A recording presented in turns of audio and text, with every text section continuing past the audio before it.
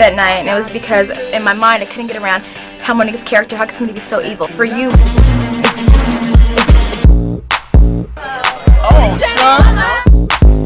People said, hey Alicia, you're a little crazy. Turns out I was ahead of my time. Hey, stay tuned for AliciaQuarles. She'll tell you what's what. Yeah, she'll give you the full lowdown, the dinner. Spring has finally sprung here in New York City, and I don't know what's more beautiful, the day or the young lady that I have the pleasure of interviewing today. Please introduce yourself. Hi there, I'm AliciaQuarles, entertainment journalist, and thank you for that lovely intro. That's my pleasure, my pleasure. Thanks for your time. My pleasure. So I just wanted to ask you, how long have you been living in New York City? I've been in New York for 11 years now. I moved here from California when I got a job promotion and never looked back. Wow, that's a long time. Long time. What's your favorite thing about living in New York City? My favorite thing about living in New York City is the people, the diversity. Like, you never know who you're going to meet. Not everybody's in one business. There's interesting people, there's culture, and there's always something to explore and do in the city. And you have lived other places as well, partly because your dad was a journalist and he traveled a lot. So we know New York City is one of your faves, but if you had to choose somewhere else that you just adored living, what would you say? I would say I lived in Japan for a year. When I was 15, my parents shipped me off, like, go see the world. So I lived there for a year. I would go back in a heartbeat. It was great to see a different culture, experience different foods, speak a different language, so I loved it. Speaking of journalism and your father, you chose a career in media and entertainment. What was your impetus for doing that? Was it solely to follow in your father's footsteps, or was there another reason? Having grown up in the industry, my dad's a newspaper president. He's retiring soon, but Dad, I knew that world very much, but I wanted to be on TV, which is not something that he's into at all. So I think it was a natural flow. And then I went to USC. They have a great journalism school. So I started as a print reporter, really learned the fundamentals, moved on to producing television, and then moved on air. So it was 10 years in the making. Okay. And what has it been like being in the entertainment industry? What's been the greatest lesson or moment so far in your career, and what has been the most challenging part of being a reporter? I love being in the entertainment industry. I love being a reporter. I think the most important lesson was when I was running the entertainment department for Associated Press. So I was the boss. So I had, staffers in London and in Hong Kong and New York and LA. And they gave me a greater sense of responsibility. Like, it's not just about you. You're not a great boss if you can't put other people before yourself. So it was humbling, and that was really important to learn. And I think something else that I understood is that nobody's going to work for you like you. Like, this industry, nobody's going to hand you anything. You got to work really hard for it, know what you want, go get it, and also just be really good to people, because the person that is your intern today could be running the company in 10 years. And as you pointed out, being a reporter and in the entertainment industry can be very demanding on you. So what do you do to just maintain your personal balance and equilibrium and de-stress? I work out a lot, and I have really good friends. So like you said, the hours are really crazy.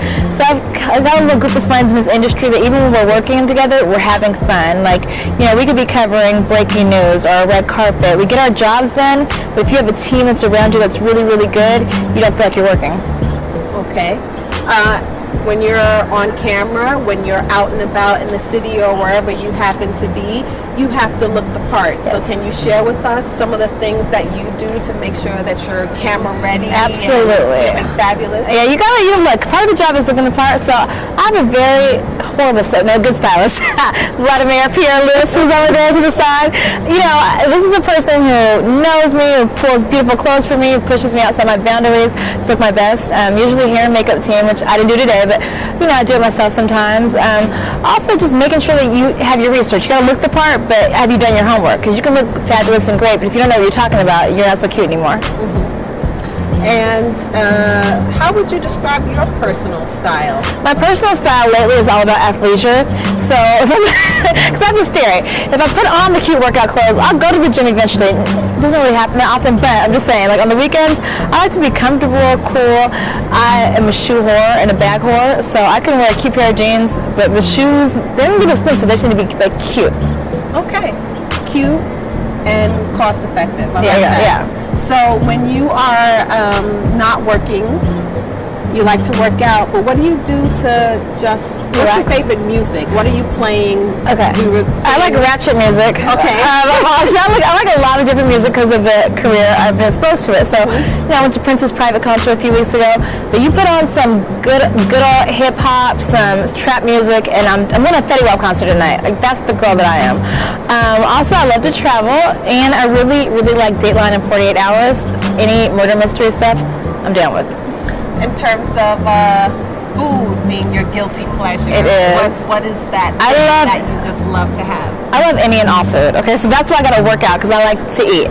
So I'm more like a salty girl. Growing up in California mainly, Mexican food is like my Achilles, and I can really cook. People don't know this, but I can get down in the kitchen. So Mexican foods, Italian, I'm really good at. I have to have you over one day. I would love that. Yeah. So, if you weren't a journalist, what would you possibly want to explore if you had to do a career 360? I'd probably be a teacher. My mom was a teacher, and I love kids. Kids are no BS. They tell it like it is. They believe it, and I think all of us have a responsibility to pay it forward. So, I'm an aunt to two little ones. I get down on the floor with them. I have a great time. So, I think I'd be a teacher. Okay. I love that you were featured in the Essence Beauty Box spread for their campaign, and that you spoke about your mom and she gave you some wonderful beauty advice. How do you feel about this age that we're living in, the social media, and everyone is just kind of turned up to 10 with the it's just over the top. You know what? It is over the top. So I've started this thing on my Instagram where I try not to edit any photos. So I notice like a lot of people are editing stuff and you see them, and in real life you're like, that's not how you look on your Instagram. So I think it is over the top. I think there's going to be a revolution or revolt against it because it's just too much. Like, you can't be at some fabulous party every night. Everything's not always roses and perfect. So I try to keep it very real on mine. Okay, sorry. So I want to talk about love. Okay, let's talk about love. You mentioned in your Essence interview that you were kind of semi-newly divorced. Yeah. How's your heart? And are you looking to meet someone new, or where are you in the love? My heart is good, like my ex, as I cry, I'm just kidding. My ex and I are still really good friends, and I love him to death. He's a great person. So, and yeah, my heart, it's healing. I'm open to love, if that makes sense. I'm open for it. I think the best part when relationships don't work out is that you take a lesson. It's always present for you. Absolutely. Even if things don't happen the way you want them to. Absolutely. You can glean something and bring that knowledge into your next relationship. Yes, I agree. So, not getting into your business, but if you could share maybe that moment, that thing that you learned, what would you say? I think, there's a few lessons there, but I think one of them is, don't take anything for granted. If you find somebody that you really love and who's there for you and vice versa, don't take each other for granted. Don't let it get to the point where you're on this side and you're on this side and you can't find your way back to each other. Make it a point. We all work so hard at our jobs, right? So make it a point to work hard at your relationship. What's next for you in terms of your career? Where do you see yourself maybe the next 5 years, then the next 10 or 20? What can we expect? It's the first time where I don't know. They say that when you don't know, that's when great things happen. So I was always this person that planned out everything, and for the first time, I haven't planned it out, and I've been enjoying it. So I've been hosting, I've been writing, I've been anchoring, I've just been doing a little bit of everything, and God is so good. These doors keep opening, and I'm open for the journey. So 20 years from now, if you ask me my personal life, I hope to have kids and be happy. Career-wise, I just hope to still be doing what I love, and that's really covering, journalism and telling stories that aren't getting told.